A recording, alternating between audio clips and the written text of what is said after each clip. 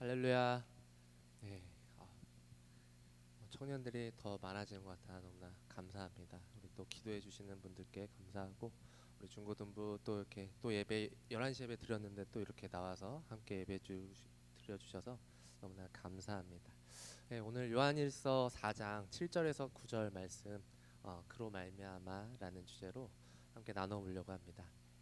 요한일서에서 요한은 사랑에 대한 이런 말을 많이 했습니다. 그래서 요한일서 2장 15절에 세상을 사랑하지 말라고 한 부분과, 또 요한일서 3장 11절에 우리는 서로 사랑할지니 이렇게 말하면서 3장 16절에 형제들을 위하여 목숨을 버리는 것과 형제의 궁핍함을 보고도 도와줘야 한다는 말을 사도 요한은 했습니다.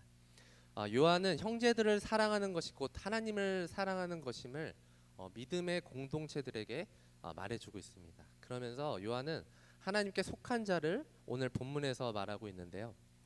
다시 말해서 하나님께 속한 자는 하나님 안에 거한 자를 말하고 있는 것이죠. 서로 사랑하면 하나님께 속한 자라고 여기 요한은 말합니다. 요한일서 4장 2절 3절을 보면 너희가 하나님의 영을 알지니 곧 예수 그리스도께서 육체로 오신 것을 시인하는 영마다 하나님께 속한 것이요 예수를 시인하지 아니하는 영마다 하나님께 속한 것이 아니니, 이렇게 사도 요한은 말하고 있습니다. 하나님의 아들 예수님을 그리스도로 믿고 주로 고백하면 우리는 하나님 안에 속한 자인 줄 믿습니다. 우리는 하나님을 잘 믿다가도 이 한순간에 미혹의 영이 우리 안에 거하려고 할 때가 있습니다.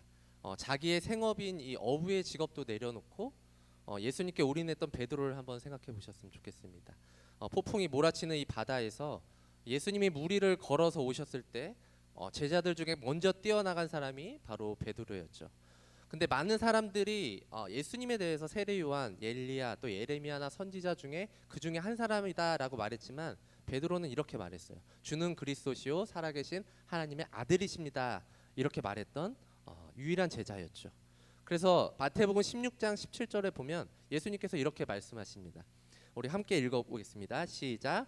예수께서 대답하여 이르시되 바요나 시모나 내가 복이 있도다. 이를 내게 알게 한 이는 혈육이 아니요 하늘에 계신 내 아버지시니라. 이렇게 말하고 있습니다. 혈육은 다시 말하면 세상적인 그런 육신에 속한 것이 육신에 속한 것이라고 말할 수가 있죠. 그래서 근데 베드로는 이런 고백, 육신에 속해서 말한 것이 아니라 하나님 아버지 사랑 안에 거하고 있기 때문에 이런 고백을 했다고 예수님 말하고 있습니다.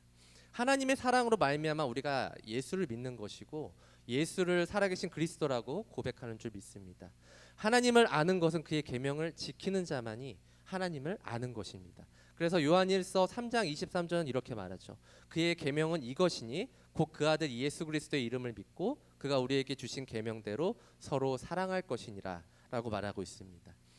예수의 이름을 믿는다는 것은 그에게 철저하게 헌신하고 또 순종한다는 의미를 말합니다. 계명을 지키는 것은 헬라어로 엔톨레라고 말합니다. 그래서 믿음과 사랑을 두 개의 따로 이렇게 떨어진 분리된 것이 아니라 하나로 묶여져 있다는 것이죠. 그래서 사도 요한은 믿음의 공동체에게 또 이렇게 말합니다. 요한일서 3장 12절에 보면 가인같이 하지 말라. 그는 악한 자에게 속하여 그 아우를 죽였으니 어떤 이유로 죽였느냐? 자기의 행위는 악하고 그의 아우의 행위는 의로움이라. 이렇게 성경은 말하고 있습니다. 여러분, 가인이 누구입니까? 그 친동생 이 아벨을 죽인 사람이 바로 가인이잖아요. 자기의 재산을 받지 않고 아벨의 재산을 받았다고 해서 그냥 홧김에 돌로 쳐서 죽여버리는 그런 형입니다. 여러분, 동생이 있다면 말 안 듣는다고 이렇게 장난감 던지고 막 그러시나요? 예, 웃으시는 분들, 그런 분도 있을 수 있어요. 물론 그 마음이 갑자기 욱해서 그럴 수도 있지만 그렇다고 죽이기까지는 안 하잖아요. 근데 이 가인은 그런 아벨을 죽였다는 것이죠. 얼마나 그 하나님 보실 때 큰 죄였다는 것입니다. 가인의 마음에 이런 미움과 시기와 질투, 원망이라는 것이 휩싸였던 것이죠. 하나님께 속해 있었다면 죽이지 않았겠죠. 마귀에게 속하면 이렇게 살인을 하는 것입니다. 꼭 누구를 죽여야 살인이냐? 그렇지 않아요. 미워하는 것, 뒤에서 욕하는 것, 원망하는 것, 이런 것들도 다 살인입니다. 가인이 아무 이유 없이 아벨을 죽인 게 아니라 이유가 있었다는 것이죠. 가인에게는 그것이 원망과 증오와 시기로 바뀌어서 살인까지 간 것이죠. 이런 사람은 진리의 영인 하나님께 속한 자가 아니라 미혹의 영인 어둠에 사로잡혀 있기 때문이라고 성경은 말하고 있습니다. 히브리서 11장에 보면 아벨은 믿음으로 제물을 드린 자라고 성경은 말합니다. 하나님에 대한 사랑이 있었다는 것이죠. 하나님을 사랑했기 때문에 아벨은 믿음의 표현을 한 것입니다. 요한복음 13장 34절에서 35절을 보면 예수님은 이렇게 말씀하세요. 새 계명을 너희에게 주노니 서로 사랑하라. 내가 너희를 사랑한 것 같이 너희도 서로 사랑하라. 너희가 서로 사랑하면 이로써 모든 사람이 너희가 내 제자인 줄 알리라. 이렇게 말씀하셨습니다. 예수님도 제자들에게 서로 이렇게 사랑하라고 말씀하셨어요. 서로 사랑해야 예수님의 제자가 된다고 성경은 말합니다. 예수님은 본인이 사랑하지 않으면서 사랑하라고 이렇게 권면하지 않았어요. 많은 사람에게 차별 없이 다가가셨고 본인이 몸소 실천해 보이셨죠. 하나님 안에 거한 자는 교회 안에 형제 자매들을 볼 때 미움, 시기, 질투하지 않습니다. 그들의 연약함도 감싸 안아줄 수 있습니다. 예수님이 우리의 죄를 위해서 십자가에 달리신 것을 기억하면 우리도 그 은혜로 형제를 사랑해야 될 줄 믿습니다. 공동체가 어떤 잘못을 해도 덮어줄 수 있는 그런 마음, 이것이 하나님의 사랑이시다라는 것을 아는 것입니다. 내가 하나님의 사랑을 알아야 내가 형제도 사랑할 수 있다는 것입니다. 여러분 혹시 살면서 누군가 내 생명을 구해준 사람이 있나요? 물에 빠졌을 때 혹은 불구덩이 속에서 수술을 하는데 그 피가 부족한 상황에서 누군가 피를 헌혈해 주어야 할 때, 아니면 시험을 볼 때 막막한데 그런 어떤 소스를 제공해 준다거나, 아니면 내가 신용 불량자가 되었는데 다시 회복할 수 있도록 도와준 사람이 있다거나, 옆에서 조언을 해준다거나, 뭐 여러 가지 나에게 도움을 주는 사람들이 있겠죠. 만약 이러한 경험을 해본 사람들은 그 은인과 같은 사람에게 평생 은인으로 생각하며 잘해줄 것입니다. 이 마태, 마가, 누가복음에 보면 한 중풍병자에 대한 이야기가 나오는데, 예수님이 많은 병자들을 고치셨다는 소문이 이제 유대인들에게 빠르게 퍼져 나가잖아요. 근데 이 중풍병자에게도 이 마을에 나타나셨다는 소식을 듣게 됩니다. 근데 이 중풍병자는 몸을 움직일 수가 없었어요. 누군가의 도움이 필요했죠. 근데 이 주변의 친구들이 어떻게든 이 중풍병자들을 짊어지고 예수님께 나아갔던 그런 모습입니다.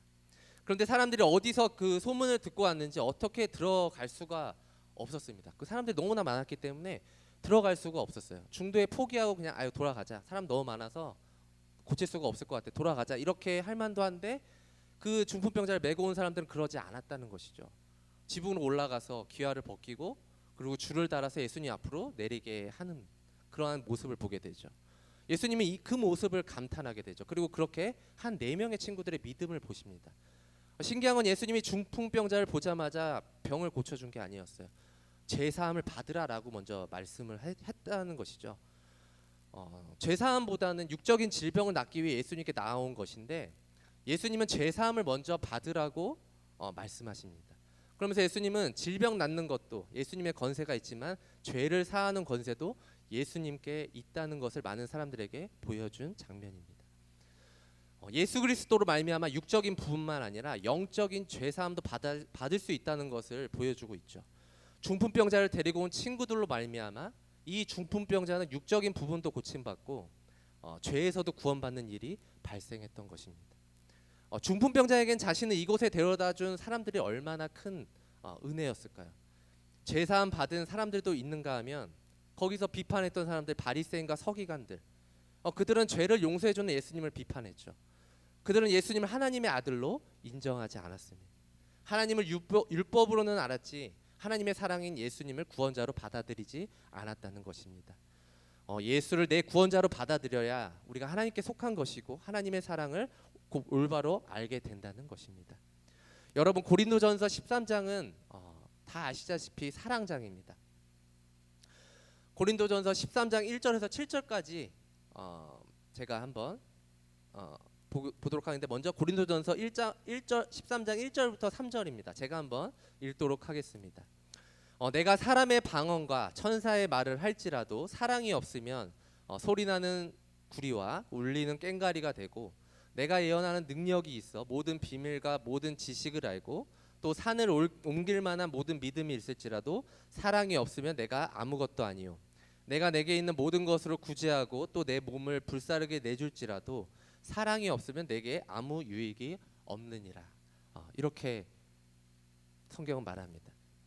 제가 지금 교제하는 친구에게 가끔 사랑해라고 이렇게 말을 하는데 저한테 영혼 없다고 말할 때가 많아요. 전 영혼 있게 말하는데 이제 가끔씩 저도 이제 피곤하고 그럴 때마다 사랑했는데 영혼이 없다라고 이렇게 말을 하더라고요. 그래서 제가 그 친구의 말을 진심으로 들어주고 이제 공감했을 때 진심으로 고백하면 그 친구도 저로 말미암아 사랑의 고백을 할 수 있겠죠. 근데 제가 진심으로 고백하지 않으면 그 친구도 당연히 저에 대해 돌아오는 대답은 영혼 없는 사랑해가 될 수 있다라는 것이죠. 이렇게 내가 아무리 말로 상대방에게 사랑한다고 말해도 진심으로 사랑하지 않으면 그것은 그냥 울리는 꽹과리에 비교하고 있는 것이죠. 사랑에 대한 모든 지식과 산을 옮길 만한 모든 믿음이 있을지라도 그 안에 사랑이 없으면 아무것도 아니라는 것입니다. 내가 어떠한 구제와 어떠한 헌신, 어떠한 봉사를 하더라도 그 안에 사랑이 없으면 아무 유익이 없다고 사도 바울은 이렇게 말하고 있는 것이죠. 고린도전서 13장 5절에서 7절을 제가 다시 한번 읽겠습니다. 그러면 사랑은 어떠한 것이 사랑인가? 사랑은 오래 참고 사랑은 온유하며 시기하지 아니하며 사랑은 자랑하지 아니하고 교만하지 아니하고 무례히 행하지 아니하고 자기의 유익을 구하지 아니하며 성내지 아니하고 악한 것을 생각하지 아니하고 불의를 기뻐하지 아니하고 진리와 함께 기뻐하고 모든 것을 참으며 모든 것을 믿으며 모든 것을 바라며 모든 것을 견디느니라라고 이렇게 성경은 말하고 있습니다. 사랑은 내가 예수 안에서 오래 참으면 상대방도 참게 돼 있습니다. 내가 온유하게 되면 상대방도 온유하게 됩니다. 내가 교만하지 않으면 상대방도 교만하지 않겠죠. 내가 무례히 상대방을 대하지 않으면 상대방도 나를 무례히 행치 않습니다.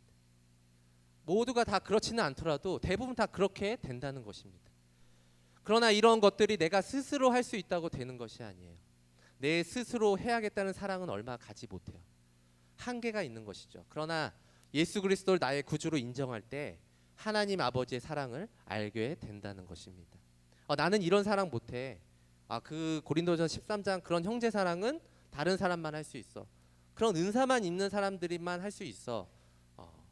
가 아니라 예수님으로 말미암아 여러분들도 자연스럽게 변화될 줄 믿습니다.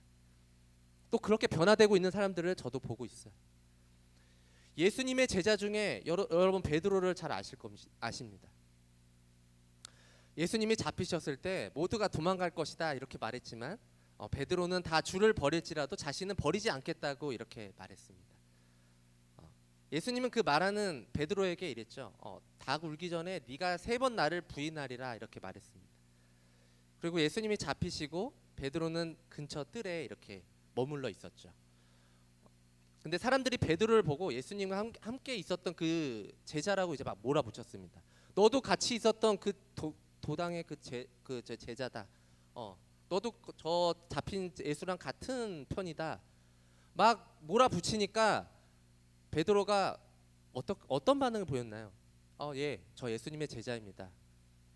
그래서 어떠시겠습니까? 이렇게 말하지 않았다는 것이죠. 더럽고 추한 욕을 퍼부어가면서 예수님을 부인했습니다. 그것도 한 번이 아니라 몇 번을 부인했을까요? 3번을 부인했다는 것이죠. 절대로 부인하지 않겠다는 그 베드로가 3번이나 저주하며 욕하며 부인했다는 것입니다. 베드로가 자기의 의로 말미암아 예수님 앞에서 부인하지 않겠다고 고백했던 부분이죠. 베드로가 부인하면서 그의 언어를 보면 사랑이 없다는 것을 알 수 있어요. 욕이 나오지 않습니까? 사랑하면 저주가 나오지 않습니다. 나중에 베드로가 자신이 예수를 부인함으로 인해서 자신의 모습을 보며 이제 통곡하고 회개를 하지 않습니까? 이게 어디 베드로만의 일일까요? 우리의 모습일 수도 있어요. 친구들을 만날 때, 회사에서 회식할 때 여러분 어떻습니까? 정말 예수 믿는 자로서 그들에게 그런 모습을 보이시나요? 아니면 같이 야 짠하자 오늘 먹고 오늘 달려보자. 마치 내가 세상 사람들처럼 행동을 하는 건 아닌지, 언어나 행동에서도 욕을 하면서 또 남을 같이 욕하면서 미워하면서 그러한 모습을 보이고 있는 건 아닌지 한번 생각해 보셨으면 좋겠습니다. 내 쾌락을 위해서, 내 삶의 안일함을 위해서 말이죠. 예수님을 사랑하면 그렇게 할 수 없다는 것이죠. 당당히 예수 믿는 자라고 말하고 내 삶은 다른 사람과 다르다라는 것을 보여줄 줄 믿습니다. 예수를 부인하는 삶은 성령이 내 안에 계실 수가 없어요. 예수로 말미암아 성령이 내 안에 오시는 것이고 예수의 사랑으로 내 형제도 사랑하는 줄 믿습니다.